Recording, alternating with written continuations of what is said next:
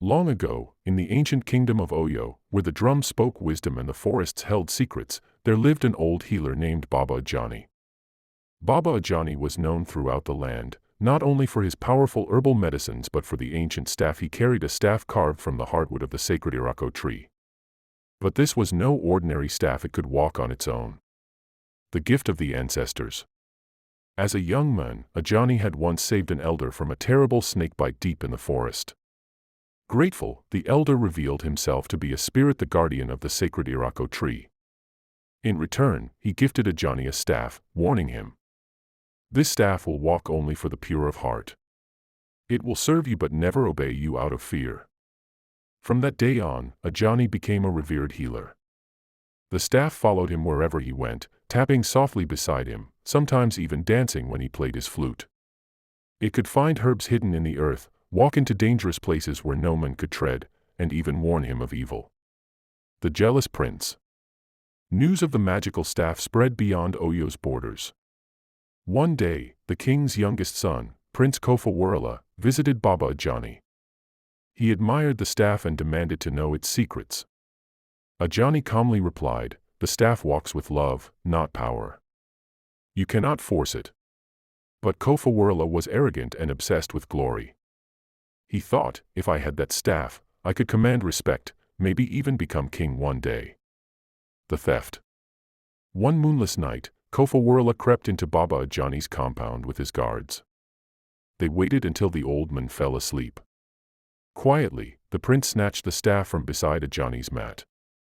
But as he stepped away, the staff jerked violently, striking the prince in the shin and sending him tumbling.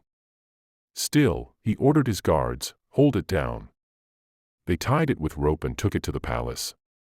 The next morning, Baba Ajani woke to find his staff gone. He sighed, "The staff will choose its own path. Let the prince learn." The staff's revenge. At the palace, Kofawarala tried to use the staff. He ordered it to walk beside him, to bow before him, even to strike his enemies. But the staff refused. It lay still like a dead branch. Enraged, he shouted, "Then I will burn you."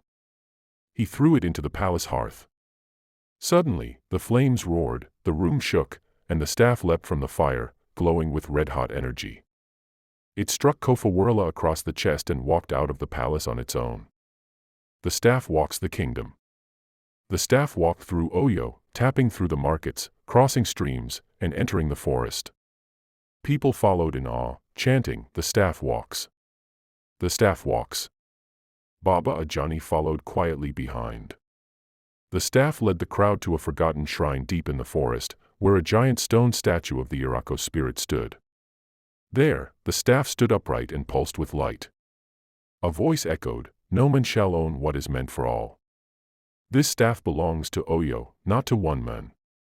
Suddenly, the staff split into 3 smaller staffs, each glowing. One flew to the town square, another to the king's palace, and the third returned to Baba Ajani. The lesson and the legacy. Baba Ajani addressed the crowd. The staff teaches us humility. It walks not for power, but for service. Let us honor it by caring for our people. Prince Kofawarala, ashamed and scarred, begged forgiveness. Baba Ajani forgave him, but warned. The spirits see all. Let your heart walk rightly, or no staff will walk with you. Conclusion. To this day, it's said that in Oyo, 3 staffs still walk, one during festivals in the market, one seen by the palace guards at night, and one beside every true healer's bed. And in the wind, the people still hear a tapping sound, the sound of a staff walking on its own. Moral: power gained without wisdom leads to shame. True service walks with humility.